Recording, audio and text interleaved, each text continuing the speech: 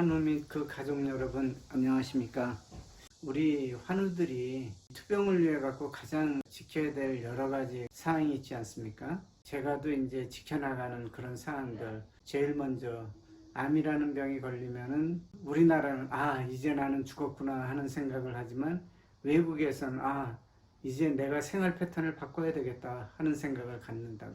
그렇습니다. 암은 예전처럼 이제 걸리면 무조건 죽는다라는 것보다는 완치되고 관해될 수 있고 또 이 병에서 건강을 유지할 수 있고 고통을 덜 수가 있다, 이런 그 신념으로 사는 것이 중요한 것 같아요. 그렇기 위해 갖고는 자기 생활 패턴을 완전히 바꿔야 되겠죠. 가장 중요한 것이 식습관, 두 번째 규칙된 생활, 그리고 이제 중요한 것은 나는 이 병이 내 스스로의 의지도 좋지만 어떤 나를게 힘을 주시는 어떤 그 분의 도움을 받아서라도 꼭 나을 수 있다, 이런 것을 갖다 생각하시면 됩니다.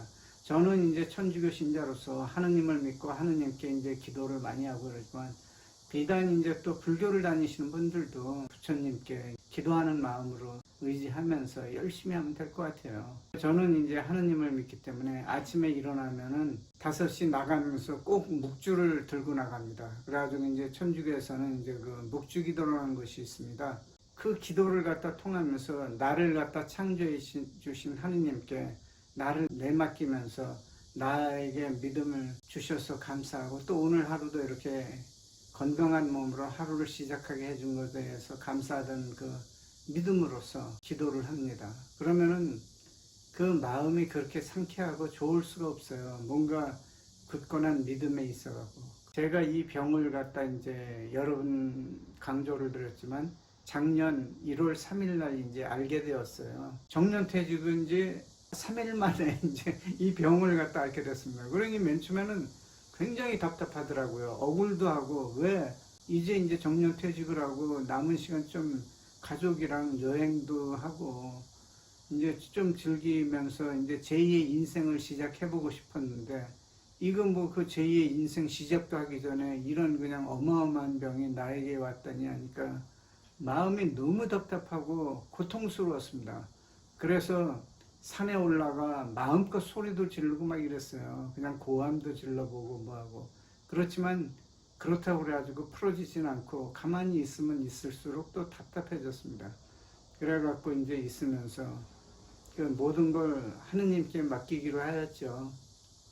내 의지대로 되는 것은 아니고 모든 것은 이제 하느님께서 내 운명을 갖다가 결정하실 것 같다, 이런 생각으로 있습니다. 그리고 이제 신부님에게도 면담을 할 때 신부님께서도 말씀하시더라고요.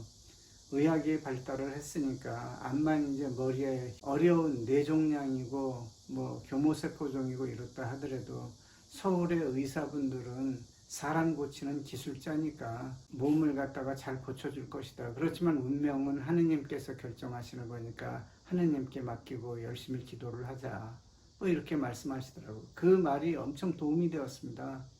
그래가지고 그 이후로 아침에 일어나 기도하고 저녁에 자기 전까지는 기도를 갖다 합니다. 기도는 주로 이제 크게 막 떠들면서 하는 건 아니죠. 마음속으로 묵상 기도를 하죠. 묵주화를 갖다 손으로 굴리면서 머릿속으로는 묵상 기도를 갖다 주로 열심히 하고 있습니다. 그러고 난 다음에 이제 요즘 같이 이제 좀 어느 정도 나니까 그런 생각을 많이 했어요. 내가 조금이라도 병이 나지만 남을 위해서 봉사할 수 있는 것이 있다면 봉사할 수 있도록 해야 되겠다 하는 생각을 했습니다. 그래서 제가 이 유튜브를 찍는 것도 제가 또 이제 남들이 찍은 유튜브를 보고도 도움이 많이 되었거든요.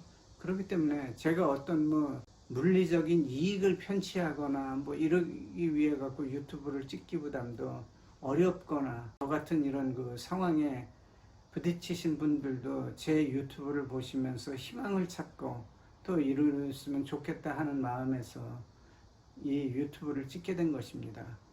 그렇기 때문에 성당에 가서도 요즘도 그렇습니다. 제가 봉사할 수 있는 일이 조금이라도 있다면 나가서 봉사하고 싶었어요. 그렇기 때문에 신부님을 도와서 미사를 갖다 진행하는 복사라는 봉사직이 있는데 그 직도 열심히 수행했습니다. 이렇게 남들이 누가 못하니까 좀 대신 좀 서줄 수 없겠습니까? 복사 좀 대신 서주세요. 이러면 굉장히 기뻤습니다. 야, 이거 드디어 나도 또 남을 위해서 오늘 또 누굴 위해서 대신 봉사할 수 있는 길이 열렸구나. 그러면서 이제 오히려 기쁘더라고요. 그 귀찮거나 뭐 이런 게 아니라. 그렇기 때문에 우리 환우들께도 제가 권장하고 싶은 것은 식생활을 개선하고 생활 습관을 개선하고 이렇다 하더라도 또 종교를 가져서 종교의 주체가 되시는 분께 나를 맡기면서 열심히 기도하는 것도 하나의 좋은 습관이고 좋은 믿음이 되지 않을까 이런 생각을 해봅니다. 믿음이 있다는 것은 좋은 것입니다.